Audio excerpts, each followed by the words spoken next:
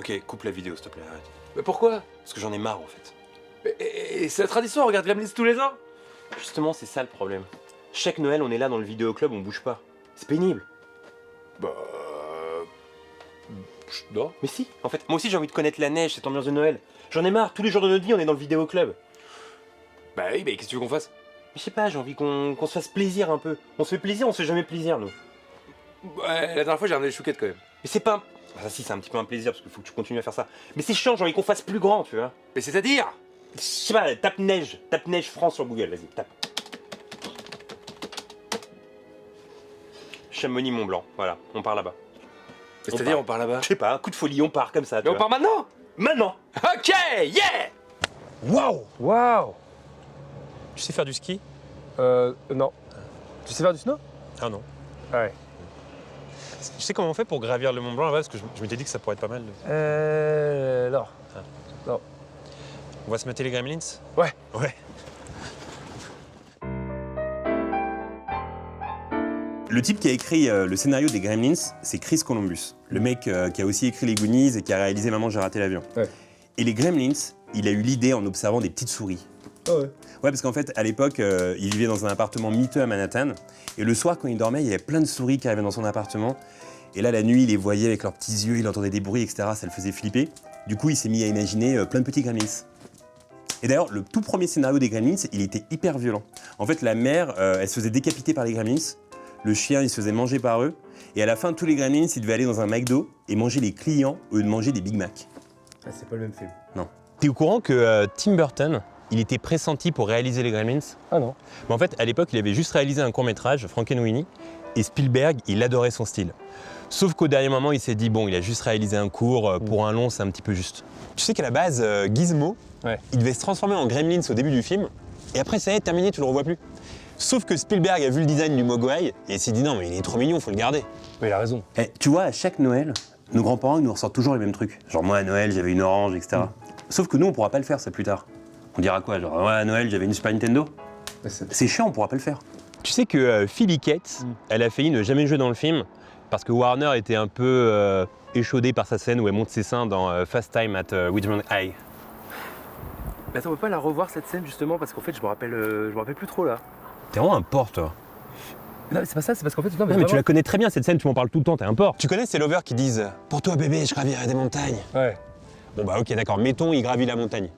Bah et quand après il rentre chez lui, sa meuf elle continue de l'engueuler parce qu'il laisse traîner ses chaussettes quoi. C'est vrai ça. Donc un bon conseil mon gars, gravis jamais de montagne. Une grosse partie du budget des Gremlins, c'était pour les animatronics. Et au départ, Warner, ils n'étaient pas très chauds parce que ça coûtait énormément d'argent à l'époque.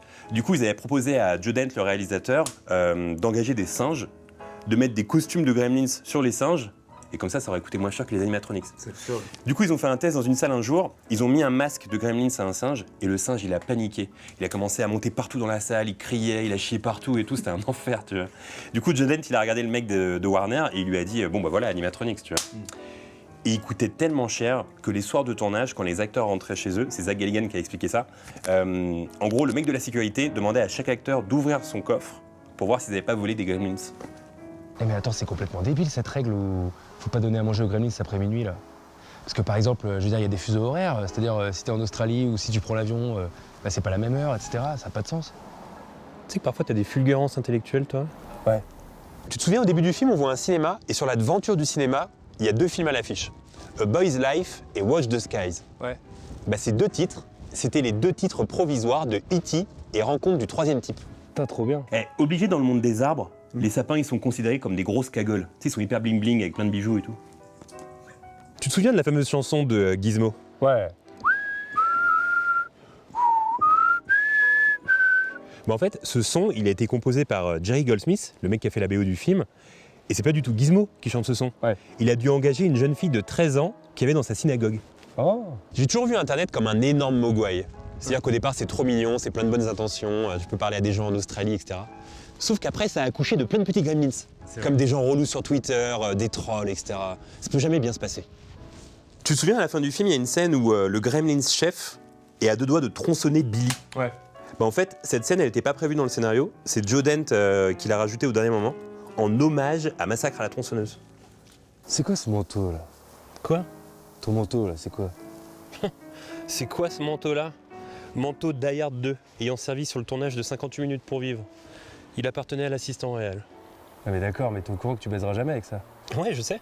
En 1984 est sorti le même jour Gremlins et Ghostbusters. Wow. C'est pas la folie, franchement? Tu vas voir quoi, toi? Bah, les Gremlins. Ouais, Gremlins.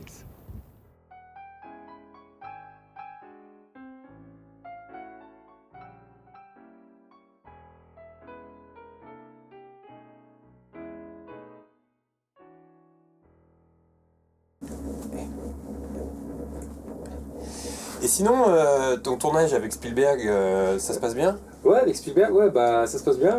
Puis on était à Hollywood. Attends, par Hollywood, t'entends l'endroit où il y a toutes les stars? Ouais, à Hollywood aux États-Unis et tout. Ok, d'accord. Et toi, t'as mangé avec DiCaprio? Tout à fait. Hier soir, on a mangé ensemble avec DiCaprio et au moment du dessert, il m'a dit je te considère comme un frère. Ah ouais. Ouais. Donc le vrai DiCaprio, celui qui a fait Leonardo Titanic. DiCaprio, ouais. Donc ça fait de moi, du coup, potentiellement quelqu'un d'important, comme toi, qui fait des tournages à Hollywood. Ouais. Et bon, quand est-ce que vous êtes épaté par ce qu'on se raconte là? Excusez-moi, on se connaît? Bah non. Bah donc voilà, je vous écoute pas. T'as entendu ce que je viens de dire? Bah, c'est bien la peine de bosser à Hollywood. J'enverrai un WhatsApp à DiCaprio pour lui raconter.